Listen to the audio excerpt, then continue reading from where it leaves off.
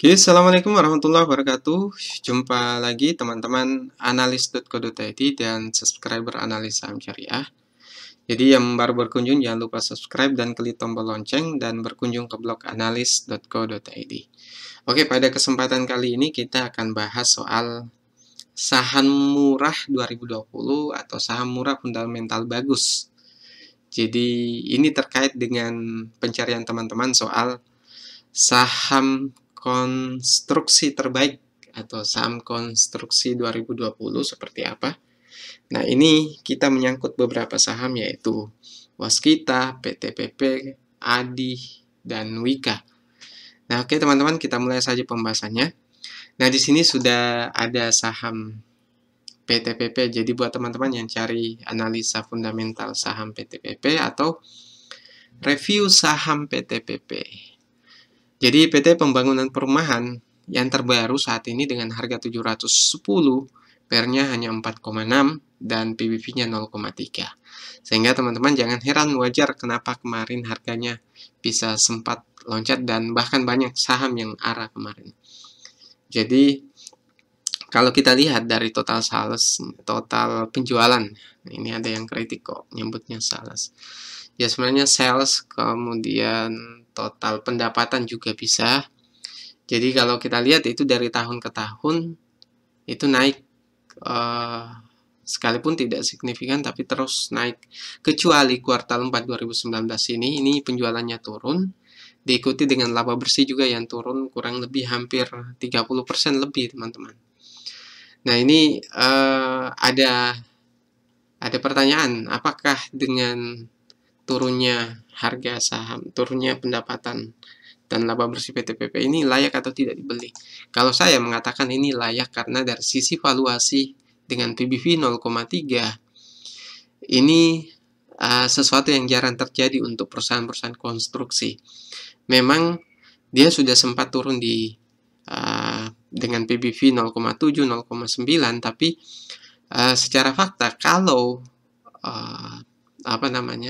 konstruksi itu booming, itu biasanya itu bisa dihargai sampai 4 lebih teman-teman PBV-nya. Dengan pertimbangan ini teman-teman bisa melihat kalau sekarang dengan PBV hanya 0,3, bahkan ini sudah naik dari harga 500 sebelumnya, maka ini sebenarnya masih layak sekali untuk investasi.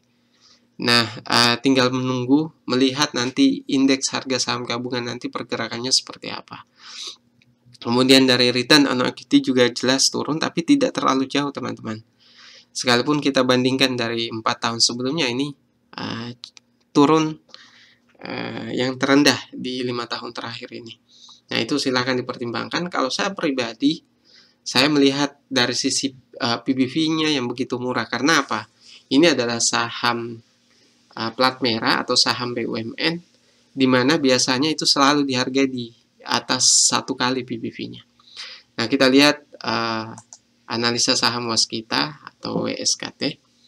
Jadi harga wajar saham Waskita atau review saham Waskita, kalau kita lihat dari total pendapatannya itu dibanding dengan PTPP tadi sama, dia juga turun.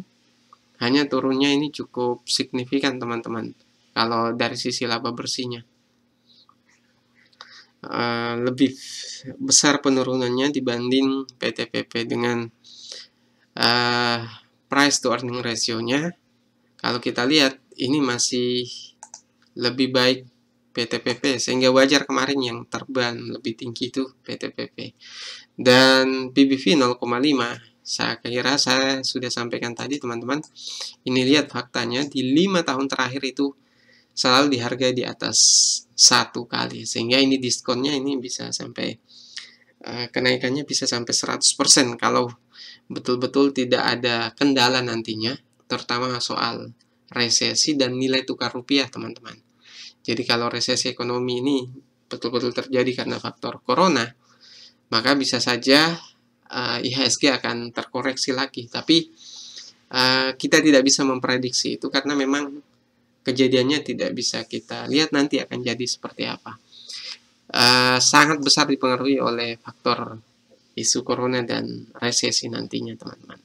Jadi soal saham konstruksi terbaik yang teman-teman pilih, itu pastikan pilih yang PBV-nya lebih rendah. Kemudian kalau dari sisi kinerja, saya kira sama.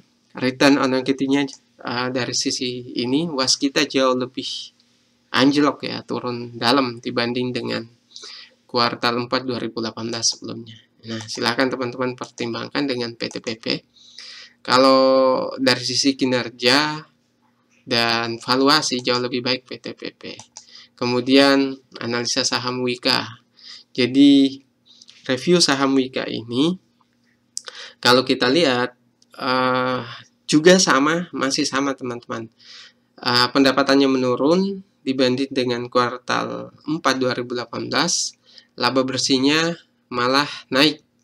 Nah, ini yang membedakan dengan harga 1135 ini sebenarnya sebanding dengan kinerjanya saat ini, di mana laba bersihnya juga naik, sekalipun dari sisi pendapatan sebenarnya turun. Hanya kita tidak melakukan analisis mendalam, teman-teman. Jadi kalau cari analisa fundamental saham Wika atau saham konstruksi, untuk saat ini kita hanya mereview valuasi dan kinerja saja. Nah, ini sudah saya sampaikan bahwa rata-rata di harga normal itu 1,0 ke atas kalau saham konstruksi. Pada saat booming, itu biasanya lebih dari 3 atau bahkan lebih dari 4 kali PBV-nya. Nah, ini menariknya dari Wika ini. Wika ternyata dari sisi return on equity, total sales, dan laba bersih itu naik dibanding 2018. Dan di 5 tahun terakhir, ini bahkan yang tertinggi dari sisi laba bersih. Nah, ini pertimbangan yang menarik sebenarnya. Hanya dengan harga 1135 mungkin kalau investor pemula ini akan menilai mahal tanpa melihat PBV-nya. Padahal sebenarnya ini masih jauh lebih baik dari Waskita sebenarnya. Dengan PTPP, kalau PTPP ini jauh lebih baik dari kedua yang sudah kita bahas ini.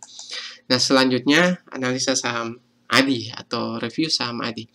Jadi harga saham ADI untuk saat ini, harga wajarnya tidak bisa kita perlihatkan.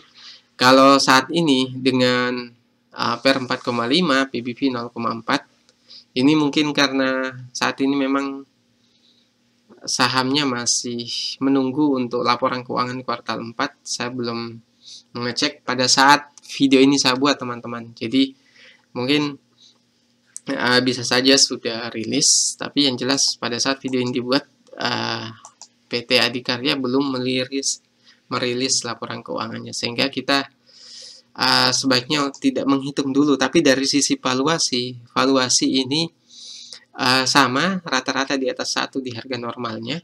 Dengan 0,4 ini valuasi termurah kedua setelah PTPP.